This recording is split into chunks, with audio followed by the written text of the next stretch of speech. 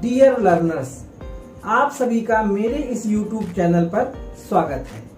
मुझे पूरी उम्मीद है कि आप सभी लोग ट्रिपल सी की तैयारी अच्छे से कर रहे होंगे।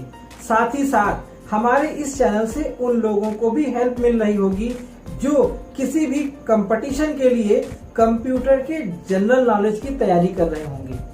आज की इस वीडियो में हम कंप्यूटर के जनरल नॉलेज से संबंधित कुछ महत्वपूर्ण बातों पर डिस्कस करेंगे।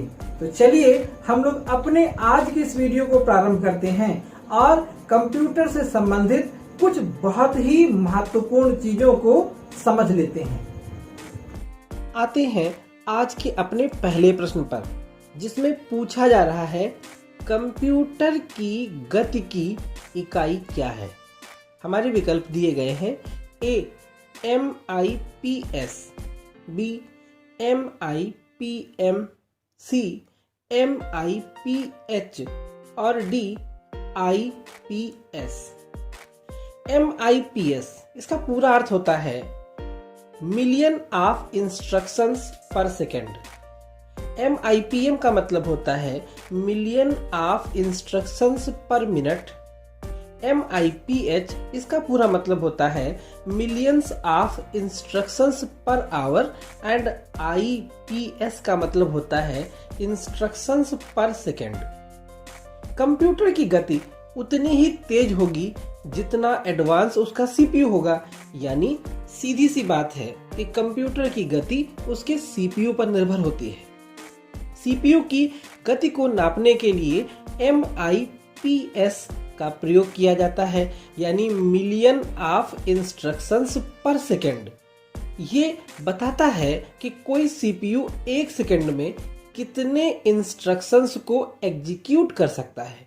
यानी हमारे इस प्रश्न का जो सही जवाब है वो है ऑप्शन नंबर A MIPS। अब दूसरा प्रश्न पूछ रहा है एक बार्ड कितना होता है। हमारे विकल्प हैं A 1 बाइट प्रति सेकेंड, B 1 बिट प्रति सेकेंड, C 1 MB प्रति सेकेंड और D 1 KB प्रति सेकेंड। बार्ड एक डेटा प्रोसेसिंग दर की इकाई है। यह किसी डेटा चैनल पर कम्युनिकेशन की स्पीड को बताती है। एक बार्ड का मतलब होता है 1 बिट प्रति सेकेंड, यानी अगर हम इसकी बड़ी इकाई लें तो 1000 बार्ड में 1 किलो बाइट हो जाते हैं। यानी इस प्रश्न का जो हमारा सही विकल्प हुआ वो हुआ ऑप्शन नंबर B 1 बिट प्रति सेकेंड। इसे ही हम एक बार्ड कहते हैं। अगला प्रश्न, निम्न में से कौन सी डिवाइस मॉड्यूलेशन तथा डीमॉड्यूलेशन क्रिया को करती है। हमारे विकल्प हैं A उपग्रह, B मॉडेम, C मल्टीप्लेक्सर और D नेटवर्क नोड। यहाँ पर हमें सबसे पहले ये समझना है कि मॉड्यूलेशन और डीमॉड्यूलेशन होता क्या है। हम लोग जब अपने कंप्यूटर में इंटरनेट का प्रयोग करना चाहते हैं तो हम एक मॉडेम लगाते हैं।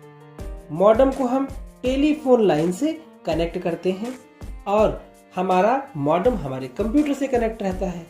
होता ये है कि टेलीफोन लाइन में हमेशा इलेक्ट्रिक सिग्नल होते हैं जो कि एनालॉग मोड पर होते हैं और हमारा कंप्यूटर क्या होता है, डिजिटल मोड पर होता है, यानी वो डिजिटल सिग्नलों को समझता है। अब हमारा मॉडेम करता ये है कि डिजिटल सिग्नल को वो एनालॉग सिग्नल में बदल करके टेलीफोन लाइन में भेज देता है। इसे हम कहते हैं मॉड्यूलेशन। और डीमॉड्यूलेशन इसका ठीक उल्टा होता है, यानी जब मॉडेम के द्वारा एनालॉग सिग्नल को डिजिटल सिग्नल में बदला जाता है तो इस क्रिया को हम कहते हैं डीमॉड्यूलेशन। यानी एक मॉडेम जो होता है वो एक ऐसी यूनिट के रूप में काम करता है जो एनालॉग सिग्नल्स को डिजिटल में बदल करके कंप्यूटर में भेजता है और कंप्यूटर से आए हुए डिजिटल सिग्नल्स को एनालॉग में बदल करके टेलीफोन लाइन में भेज देता है। यानी हमारे इस प्रश्न का जो सही जवाब हुआ वो ऑप्शन नंबर B मॉडेम हुआ। अगला प्रश्न है ट्रांसपांडर को किस संचार माध्यम में प्रयोग किया जाता है? विकल्प दिए गए हैं। ए फाइबर ऑप्टिक्स, बी माइक्रोवेव, सी सैटेलाइट और डी कोएक्सियल केबल। ट्रांसपांडर संचार उपग्रहों में प्रयोग की जाने वाली एक डिवाइस होती है जो अपलिंक फ्रीक्वेंसी सिग्नलों को रिसीव करती है तथा उनको इकट्ठा करने के बाद पृथ्वी पर विभिन्न डाउन लिंक फ्रीक्वेंसी पर पुनः भेज देती है। इन्हें उपग्रहों का हृदय भी कहा जाता है। यानी ट्रांसपांडर का प्रयोग सैटेलाइट्स में होता है और हमारे इस प्रश्न का जो सही जवाब है वो ऑप्शन नंबर सी है। अगला प्रश्न है, किस संचार माध्यम में डाटा एनालॉग सिग्नल के रूप में ही संचरित होता है? हमारे विकल्प हैं। A coaxial cable, B telephone line, C microwave circuit और D fibre optics. Analogue signal उसी प्रकार के होते हैं जैसे ध्वनि के सिग्नल, प्रकाश तरंगे या रेडियो तरंगे। टेलीफोन लाइन एक ऐसी लाइन होती है जिसमें जो भी सिग्नल प्रवाहित होते हैं वो विद्युत तरंगों के रूप में होते हैं। यानी इन विकल्पों में से option number B telephone line ही वो माध्यम है जिसमें डेटा सिर्फ एनालॉग सिग्नल के रूप में ही संचरित होता है। अगला प्रश्न है, निम्न में से कौन सा संचार माध्यम तारों या केबल के रूप में नहीं होता है? हमारे विकल्प हैं। A telephone line, B coaxial cable, C microwave circuit और D fibre optics. Telephone line हम सभी जानते हैं कि इसमें तारों का प्रयोग किया जाता है। कोएक्सियल स्वयं एक प्रकार की केबल है। फाइबर ऑप्टिक्स भी एक प्रकार की केबल है जिसमें डेटा प्रकाश के रूप में चलता है। माइक्रोवेव सर्किट जो होता है इसको हम हिंदी में कहते हैं सूक्ष्म तरंगे। माइक्रोवेव सर्किट में संचार इन्हीं सूक्ष्म तरंगों द्वारा होता है जिसमें किसी भी प्रकार के तार या केबल की आवश्यकता नहीं होती है। यानी हमारे इस प्रश्न का जो सही जवाब है वो option number C microwave circuit है। अगला प्रश्न है, उपग्रह प्रसारण किस टोपोलॉजी पर आधारित है? हमारे विकल्प है। A ring topology, B bus topology, C star topology और डी ट्री टोपोलॉजी। उपग्रह प्रसारण में होता यह है कि किसी एक मुख्य स्टेशन से अपलिंक सिग्नलों को किसी उपग्रह तक भेजा जाता है।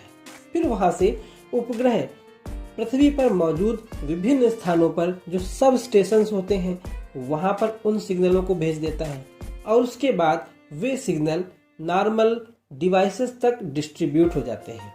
इस प्रकार से यहाँ पर एक नेटवर्क गोल घेरे के रूप में बन जाता है और इस तरह की बनावट वाले नेटवर्क को हम कहते हैं रिंग टोपोलॉजी। यानी हमारे इस प्रश्न का जो सही जवाब हुआ वो हुआ ऑप्शन नंबर ए रिंग।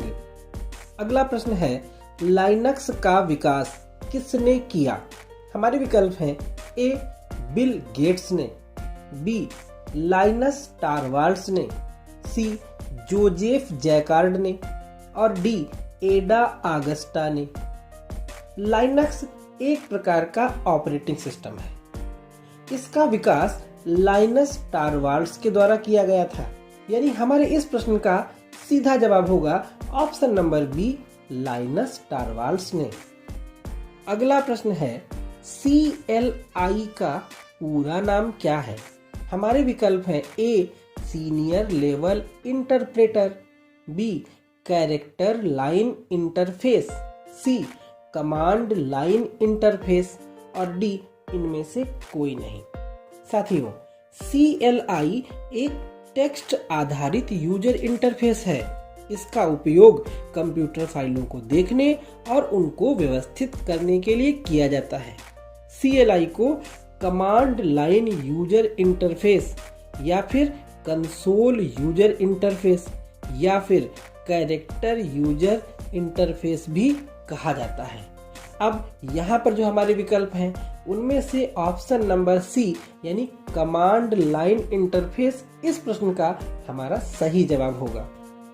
अगला प्रश्न, निम्न में से कौन बूलियन फंक्शन नहीं है? हमारे विकल्प हैं ए एंड, बी और, सी नॉट और डी फॉर। बूलियन फंक्शंस में हम लोग लॉजिक गेट्स के बारे में सीखते हैं और हमारे जो बेसिक लॉजिक गेट्स हैं वो हैं एंड, आर और नॉट। फॉर किसी प्रकार का कोई लॉजिक गेट नहीं है, यानी ये बूलियन फंक्शन भी नहीं है। यानी इस प्रश्न का जो सही जवाब है वो है option number D FOR for. ये बूलियन फंक्शन नहीं है। अगला प्रश्न है, सी भाषा में वेरिएबल का नाम किससे प्रारंभ होता है? हमारे विकल्प हैं ए अंक से, बी अक्षर से, सी डॉलर के चिन्ह से और डी हैश के चिन्ह से। सी भाषा में जब हम किसी वेरिएबल को डिसाइड करते हैं तो उसके लिए हम किसी एक अक्षर का प्रयोग करते हैं और बाद में साथ ही साथ उसकी वैल्यू को भी असाइन कर देते हैं। यानी यहाँ पर पूछ रहा है कि वेरिएबल का नाम किससे प्रारंभ होता है, तो हमारा जवाब होगा ऑप्शन नंबर बी अक्षर से प्रारंभ होता है। अगला प्रश्न है, प्रिंट एफ फंक्शन किस आउटपुट डिवाइस पर डेटा राइट करता है? हमारे विकल्प हैं ए प्रिंटर, बी पेपर, सी मॉनिटर और डी डिस्क। प्रिंट एफ एक ऐसा फंक्शन है जिसका प्रयोग हम लोग सी तथा C++ भाषा में किसी भी वैल्यू को प्रिंट कराने के लिए करते हैं। जब हम प्रिंट एफ फंक्शन का प्रयोग करते हैं और उसके साथ में जो भी लिखते हैं वो हमारे मॉनिटर पर प्रिंट होकर के आ जाती है, यानी वो हमें दिखाई देती है। अब क्योंकि ये प्रश्न यही पूछ रहा था कि किस आउटपुट डिवाइस पर डेटा राइट करता है, तो हमारा इसका जो सही जवाब होगा वो होगा ऑप्शन नंबर सी मॉनिटर।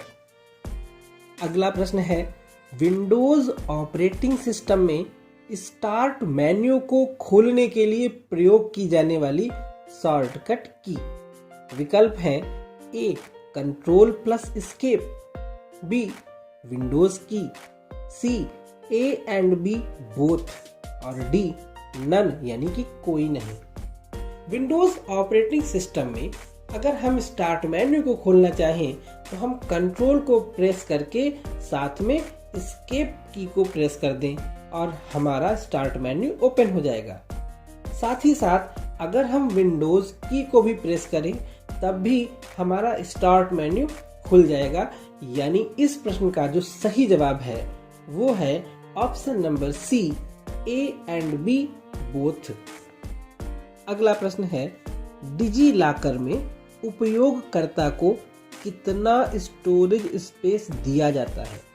हमारे विकल्प हैं ए 1 GB, बी 2 GB, सी 5 GB और डी 3 GB।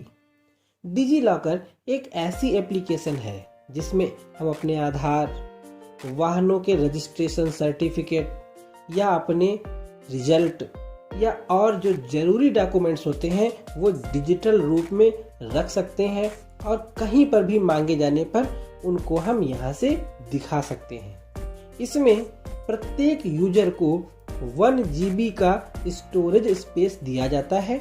यानी हमारे इस प्रश्न का जो सही जवाब है वो ऑप्शन नंबर ए 1 GB है। अगला प्रश्न है, line by line high level language को मशीनी लैंग्वेज में कौन बदलता है? विकल्प है A assembler, B interpreter, C compiler और डी इनमें से कोई नहीं। हम लोग चाहे जिस भाषा में प्रोग्रामिंग करें, हम इंग्लिश के शब्दों का या मैथमेटिकल सिंबल्स का प्रयोग करते हैं। अब किसी मशीन को इनका मतलब तो पता नहीं होता है, तो आवश्यकता होती है एक ऐसे ट्रांसलेटर की जो हमारे द्वारा लिखे गए शब्दों को मशीनी भाषा में बदल दे। उसके लिए हम लोग कंपाइलर, इंटरप्रेटर या असेंबलर जैसे ट्रांसलेटर का प्रयोग करते हैं। इनमें से इंटरप्रेटर एक ऐसा ट्रांसलेटर है जो line by line high level language को मशीनी भाषा में बदल देता है। यानी हमारे इस प्रश्न का सही जवाब है ऑप्शन नंबर बी, इंटरप्रेटर।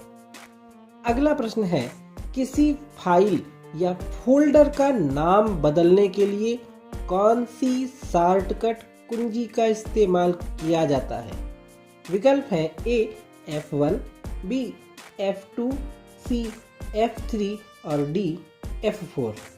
जब कभी आप कंप्यूटर पे काम कर रहे हो और किसी फाइल या फोल्डर का नाम बदलना चाहते हो तो सबसे पहले उसे सेलेक्ट कीजिए, F2 प्रेस कीजिए और आपके सामने उसका नाम बदलने का विकल्प आ जाएगा। यानी हमारे इस प्रश्न का जो सही जवाब है वो है ऑप्शन नंबर बी, F2। अगला प्रश्न है, AEPS का पूरा नाम क्या होता है? हमारे विकल्प हैं A Aadhaar enabled payment speed, B add enabled payment system, C Aadhaar enabled payment system और D Aadhaar enabled pay system. AEPS इसका पूरा नाम होता है आधार इनेबल्ड पेमेंट सिस्टम। आज इसके प्रयोग से लोग अपने आधार कार्ड की सहायता से कहीं से भी अपना पेमेंट आसानी से निकाल सकते हैं। तो हमारे इस प्रश्न का सही जवाब है ऑप्शन नंबर सी। अगला प्रश्न, नई डायरेक्टरी बनाने के लिए किस कमांड का इस्तेमाल किया जाता है? विकल्प हैं ए MV, बी RMDIR, सी MKDIR और डी नन। प्रश्न पूछ रहा है नई डायरेक्टरी बनाने के लिए और हमारा ऑप्शन सी MKDIR का फुल फॉर्म यही होता है मेक डायरेक्टरी। यानी नई डायरेक्टरी बनाने के लिए MKDIR का प्रयोग किया जाता है और हमारा इस प्रश्न का जो सही विकल्प हुआ वो हुआ ऑप्शन नंबर सी। अगला प्रश्न, कंप्यूटर में प्रयोग होने वाली USB का पूरा नाम क्या है? हमारे विकल्प हैं A universal security block, B ultra serial block, C universal serial bus और डी यूनाइटेड सर्विस ब्लॉक। हम लोग कंप्यूटर में पेन ड्राइव लगाते हैं, वो USB पोर्ट में लगाते हैं। कीबोर्ड माउस भी अब USB आने लगे हैं। प्रिंटर भी USB से ही कनेक्ट होते हैं। अब समझिए कि हमारे कंप्यूटर में USB का कितना महत्व है और इसका पूरा नाम होता है यूनिवर्सल सीरियल बस। यानी हमारे इस प्रश्न का सही जवाब हुआ ऑप्शन नंबर सी। अगला प्रश्न है, इंटरनेट पर वस्तुओं के व्यापार की प्रक्रिया को क्या कहते हैं? हमारे विकल्प हैं e selling and buying, B e trading, C e financing और डी ई कॉमर्स। हम लोग आज देखते हैं कि फ्लिपकार्ट, अमेजॉन और इस तरह की जाने कितनी ऐप्स हैं जिन पे हम ऑनलाइन खरीदारी कर सकते हैं। आज इसकी जैसे बाढ़ सी आ गई है और इन सबको एक कॉमन नाम से जाना जाता है जिसको हम कहते हैं ई कॉमर्स। यानी हमारे इस प्रश्न का जो सही विकल्प है वो है option number D, e commerce. साथियों, सफलता के लिए अगर किसी चीज की सबसे ज्यादा आवश्यकता है तो वो होता है आत्मविश्वास। आपके अंदर जितना ज्यादा आत्मविश्वास है आप सफलता में उतनी ही ऊंचाई पर खड़े होंगे। वैसे ही जैसे मुझे पूरा विश्वास है कि हमारे वीडियोस को अगर आप अच्छे से देख लें, इनको समझ लें, तो आप CCC की किसी भी परीक्षा में असफल नहीं हो सकते हैं। उम्मीद करता हूँ ये वीडियो भी आपके ज्ञान में कुछ चीजें और जोड़ने में जरूर सफल रहेगा। ये वीडियो अगर आपको अच्छा लगा हो तो इस वीडियो को लाइक कर दें, इसको दूसरों से शेयर कर दें ताकि वो भी इन इम्पॉर्टेंट फैक्ट्स को समझ सके। हमारे इस वीडियो में हमारे साथ अंत तक बने रहने के लिए आपका बहुत बहुत धन्यवाद।